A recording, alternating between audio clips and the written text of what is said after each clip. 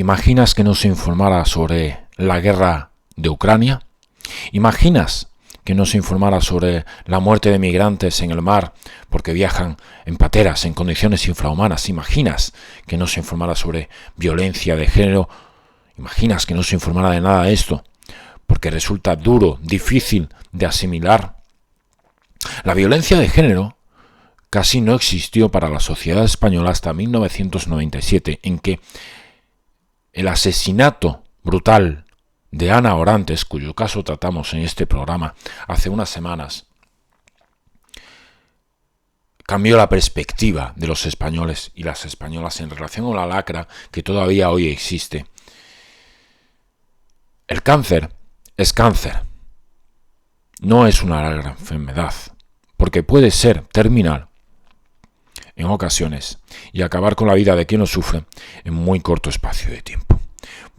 Dejemos los eufemismos. El eufemismo en el caso del cáncer o de las enfermedades raras, hay que llamarlas como son, hay que darles visibilidad. Provocan, entre otras cosas, que no haya la inversión necesaria para investigación o para tratamiento.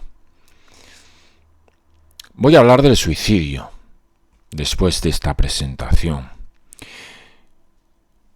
En 2021, España alcanzó la mayor cifra desde que existen datos de suicidios y, por tanto, teóricamente de la historia, con 4.003 personas que se quitaron la vida.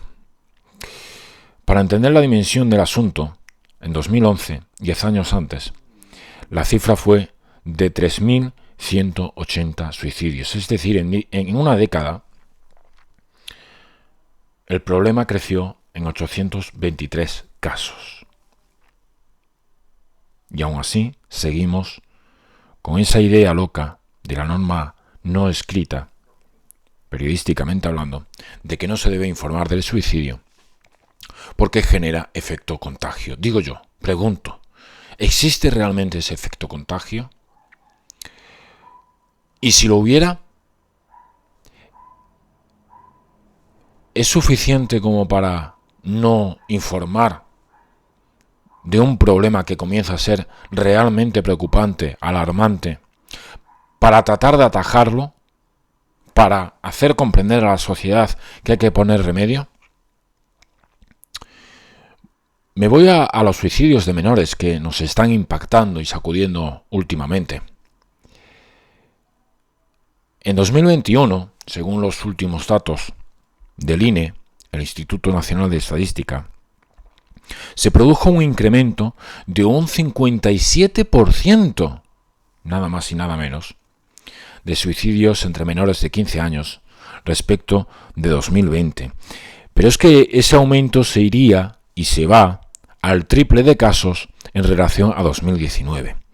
La Fundación ANAR ayuda a niños y adolescentes en riesgo, publicó en diciembre su estudio sobre conducta suicida y salud mental en la infancia y la adolescencia en España 2012-2022.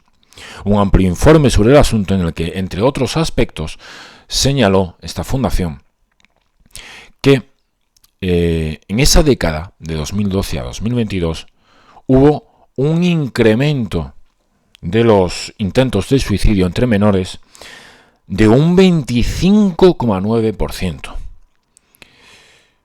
En ese periodo, de 2012 a 2022, se registraron casi 600.000 peticiones de ayuda de menores en este sentido. Recientemente, el 21 de febrero, se conoció que dos gemelas, en realidad una gemela y un gemelo, porque una de ellas era un chico trans, quería llamarse Iván, quería que le llamaran Iván, se lanzaron al vacío en su casa para quitarse la vida. Iván, por desgracia, falleció. Su hermana quedó en estado grave. Tenían 12 años. Esta semana, el lunes, un niño de 15 años con autismo también saltó desde la ventana de su vivienda para quitarse la vida. Por fortuna no lo consiguió. Los padres, en ambos casos, aseguran que había ahí acoso escolar, bullying. He dado cifras, pero es que esto no son números. Hay historias personales, hay vidas que terminan de forma injustificable y dolorosa. La pasada semana, el jueves, el Congreso de los Diputados aprobaba por unanimidad una proposición no de ley presentada por Más País para crear un permiso laboral retribuido de hasta 2 semanas a acompañantes en personas en riesgo inminente de suicidio. Y en los medios de comunicación se informó con mucha felicidad. Se alegró todo el mundo, yo también, pero por la medida. En los medios de comunicación se hablaba de, por fin, después de años, todos los diputados y las diputadas están de acuerdo en algo.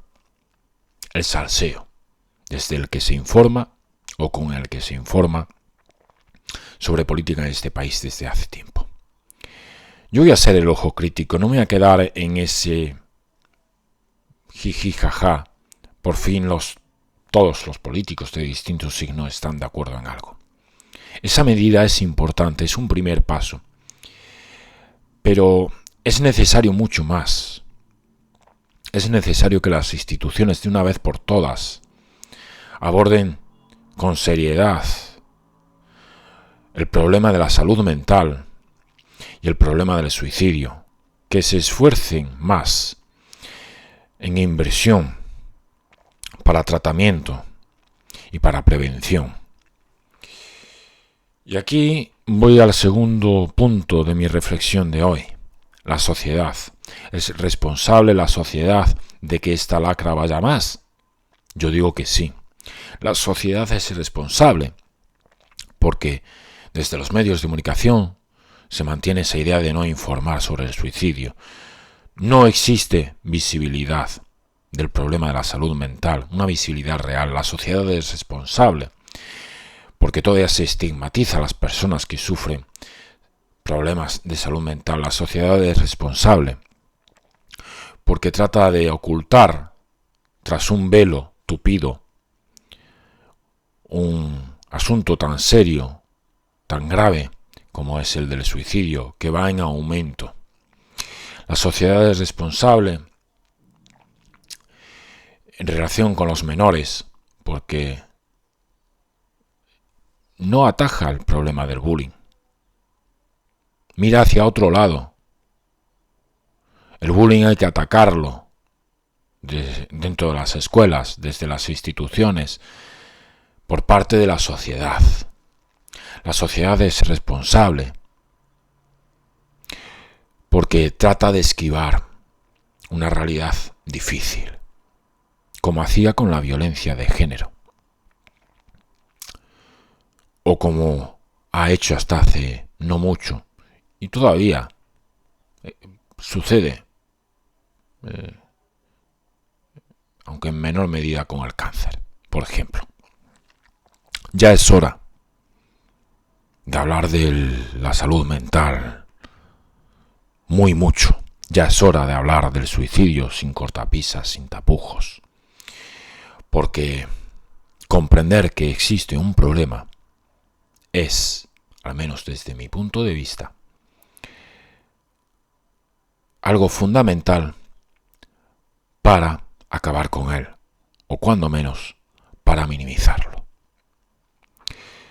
Este es mi pensamiento. Buenas noches.